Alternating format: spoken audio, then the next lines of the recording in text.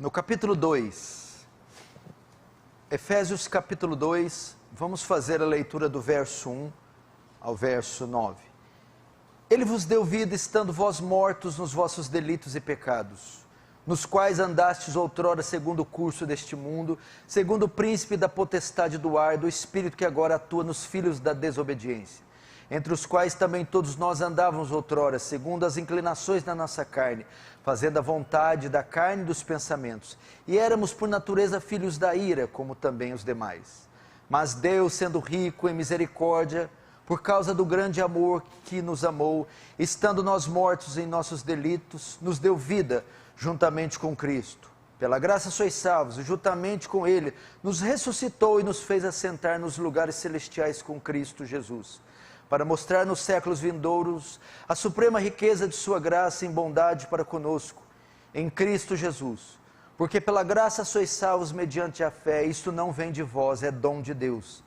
Não de obras, para que ninguém se glorie, pois nós somos feituras dele, criados em Cristo Jesus para as boas obras, as quais Deus de antemão preparou para que andássemos nelas. Deixa aberto aí, não feche, feche apenas os olhos, vamos orar mais uma vez.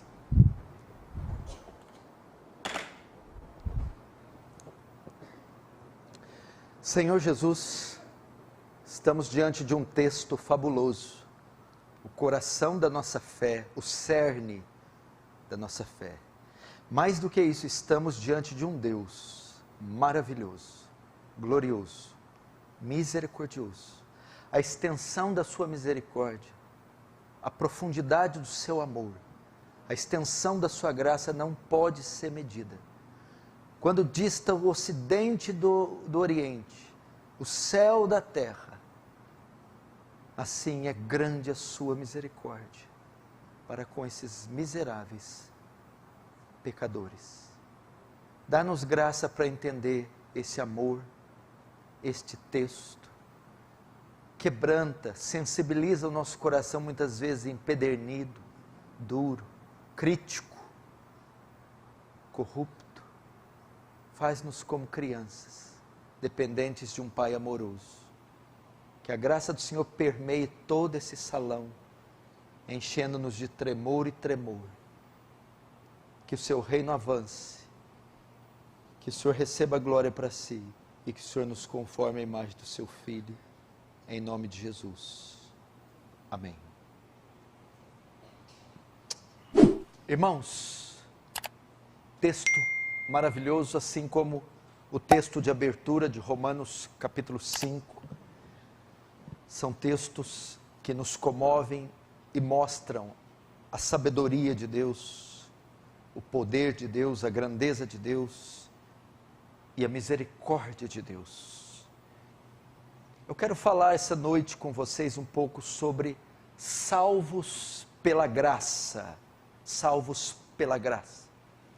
A pergunta que muitos de nós temos que fazer no tocante à salvação dos homens é: como Deus salva um pecador?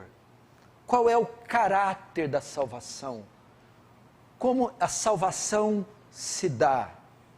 Por incrível que pareça, nós temos 2000 anos de cristianismo, 2000 anos de história de igreja. E apesar de ter se passado 2000 anos do nascimento, vida, morte e ressurreição de Cristo, quase 2000 anos que essas epístolas foram escritas, ainda existe muita confusão e muita ignorância quanto ao caráter da salvação. Como é a salvação? Como alguém é salvo? A maioria hoje em dia ainda entende a salvação e a relaciona por obras, com as obras. Você vai discutir com pessoas acerca da salvação, você vai ouvir sermões sobre a salvação, você vai conversar com pessoas e cristãos dos milhares e milhões por toda parte desse país, e a maioria vai convergir nas obras, vai terminar falando em obras, em merecimento. Muitas pessoas não entendem que a salvação é uma obra da graça, é um presente dado por Deus. E a maioria entende que é algo a ser conquistado, adquirido, mediante esforço e mérito, mediante a observância da lei. E esse foi o grande trabalho de Lutero no século XVI. A igreja estava imergida em escuridão, apostasia e heresia. E a salvação, a doutrina da salvação estava tão corrompida, para você ter uma ideia, a soteriologia, que a salvação era adquirida mediante um pagamento em dinheiro, a compra de um documento, de uma indulgência, ou por alguma penitência. E os próprios catecismos da Igreja Católica até hoje diz que as esmolas fazem expiação pelo pecado. Expiar pecado é cobrir pecado, cancelar.